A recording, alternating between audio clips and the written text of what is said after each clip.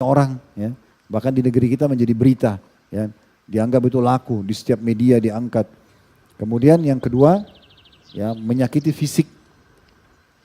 Kayak suka mukul, ya. Itu ada namanya dalam Islam hukum kisos, ya. Makanya Nabi SAW waktu sebelum meninggal beliau mengambil tongkatnya sambil mengatakan, siapa yang pernah aku sakiti dengan secara fisik maka ini fisikku. Dan aku tidak ingin, ya, nanti ada masalah pada hari kiamat. Dan beliau juga dalam riwayat Bukhari pernah memanggil pembantunya Ummu Salamah, lalu pembantu itu tidak datang-datang. Lalu Ummu Salamah langsung ke kamar pembantu itu, ternyata dia lagi bermain dengan domba kecil. Kata Nabi SAW, kenapa saya melihat Rasulullah SAW panggil kamu tapi kamu tidak jawab-jawab? Maka pembantu bilang, saya benar-benar tidak dengar. Lalu dia segera pembantu datang kepada Nabi SAW mengatakan, demi zat yang mengutus anda dengan benar, saya benar-benar tidak dengar panggilan anda ya Rasulullah.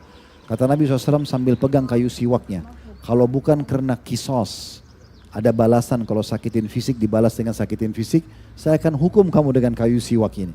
Artinya kalau sembarangan saya mukul, saya juga nanti akan dipukul secara fisik, ini bahaya. Ya, jadi menghindar, tidak usah jadi sok jagoan, sedikit-sedikit mau tonjok orang, mau tendang orang. Ini jagoan, bukan di situ tempatnya, dia di Palestina sekarang. Ya. Nah itu tunjukin kejantanan, pergi sana lawan Yahudi itu benar.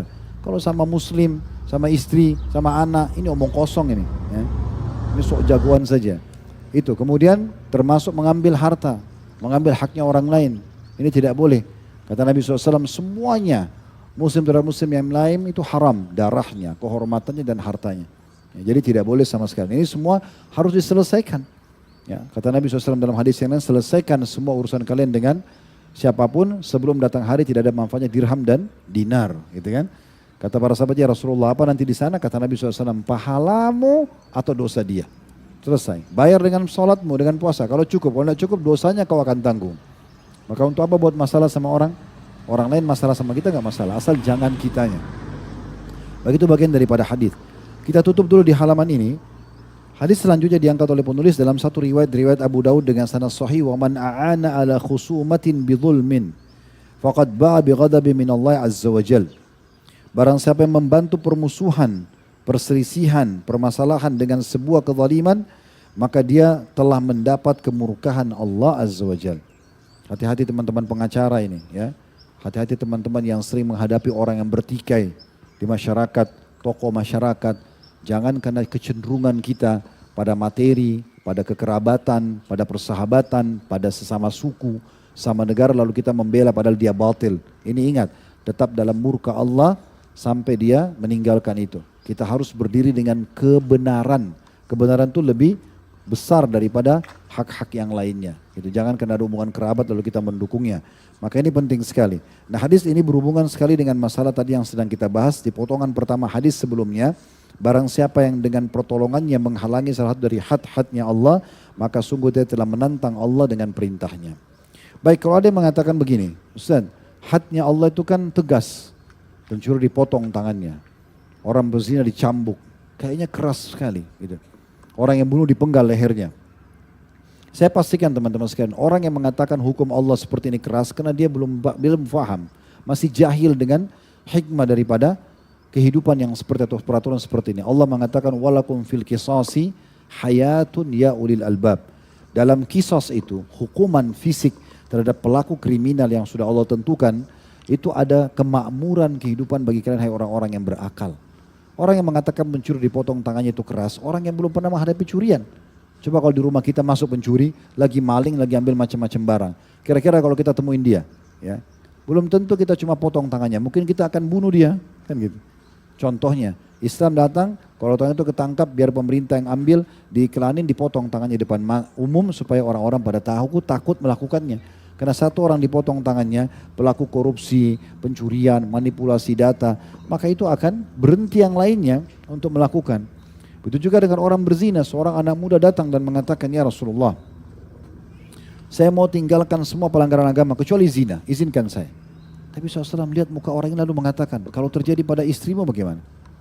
Ibumu, adikmu, anakmu, saya nggak mau. Loh kalau gitu kenapa kepada orang lain kau lakukan? Karena akan banyak di belakang wanita itu orang-orang yang tidak suka dengan perbuatanmu. Bayangkan kalau terjadi pada dirimu bagaimana? Kan gitu. Jadi harus hati-hati. Jangan sampai melakukannya karena pasti akan sama sakitnya kalau terjadi pada dirimu. Begitu ya.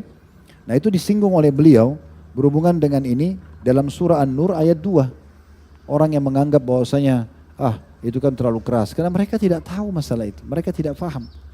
Begitu juga dengan orang yang membunuh. Orang yang mengatakan bunuh itu dipenggal lehernya terlalu keras. Udah penjarain aja seumur hidup. Orang ini tidak paham. Kalau orang itu mengalami, dia sendiri alami, ternyata dia pulang ke rumah istrinya sudah diperkosa atau dibunuh. Anaknya dibunuh, apa yang dilakukan? Saya yakin mungkin bukan cuma orang yang pembunuh yang dicari. Keluarganya pun kalau ditemukan akan terjadi perang antara keluarga, antara suku, kan begitu.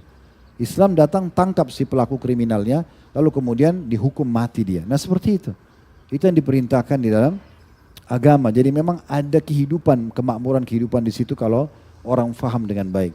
Baik, penulis di sini, Syekh Muhammad rahimahullah mengangkat surah An-Nur ayat 2 sebagai contoh dalam masalah perzinahan.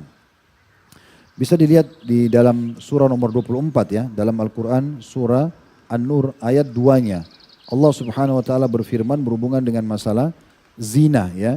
Karena ini salah satu hukum had, ada hukum fisik. Ya, kalau dia belum menikah, kepergok, ketangkap, maka dilakukan cambuk 100 kali. Kalau sudah menikah dirajam, gitu kan. Nah itu Allah sebutkan dalam surah An-Nur surah nomor 24 ayat 2-nya. Saya bacakan lengkap ayat karena kalau di buku cuma diambil potongan akhirnya aja. Bunyinya az-zaniyatu waz-zani fajlidu kulla wahidin minhuma mi'ata jaldah wa la ta'khudkum bihima ra'fatun fi dinillahi in kuntum tu'minuna billahi wal yawmil akhir wal yashhad adzabahuma ta'ifatun minal mu'minin. Artinya perempuan yang berzina dan laki-laki yang berzina, ini kalau mereka belum menikah ya. Maka derahlah tiap-tiap seseorang dari keduanya 100 kali derah. Hukum Allah dari 1400 tahun yang lalu. Kepergok ketangkap pemerintah cambuk 100 kali derah. Dan janganlah belas kasihan kepada keduanya mencegah kamu untuk menjalankan agama Allah. Jika kamu beriman kepada Allah dan hari akhir. Dan hendaklah pelaksanaan hukuman mereka disaksikan oleh sekumpulan orang-orang yang beriman. Sekumpulan orang-orang yang beriman. Saya bacakan dulu, ini saksi bahasan kita yang diangkat oleh penulis adalah potongan ayat dan janganlah belas kasihan kepada keduanya mencegah kamu untuk menjalankan agama Allah.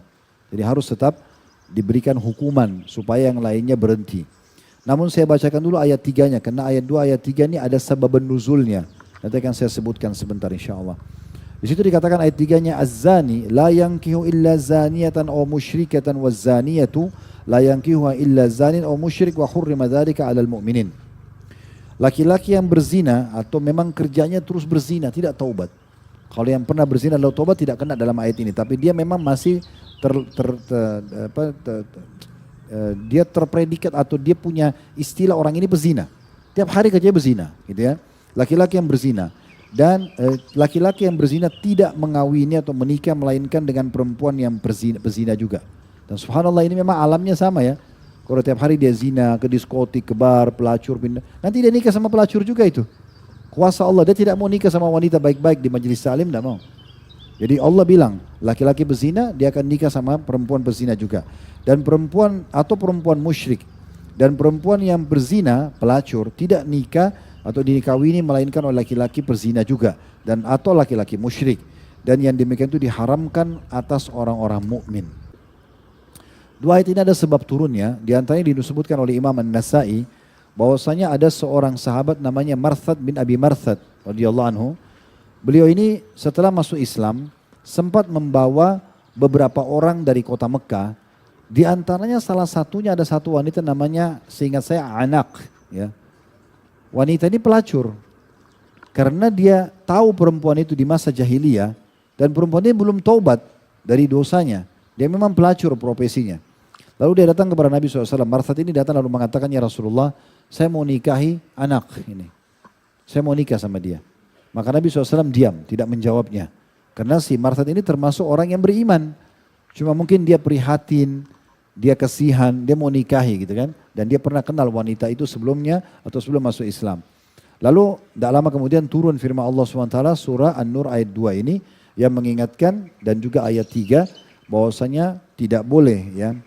Atau orang-orang yang pezina, laki-laki dan perempuan, cambuk mereka 100 jerah dan jangan kalian berbelas kasih karena pelanggaran mereka terhadap agama Allah kalau kalian beriman kepada Allah hari akhir, dan harus ada sekelompok orang beriman menyaksikan siksaan mereka supaya mereka ya mengambil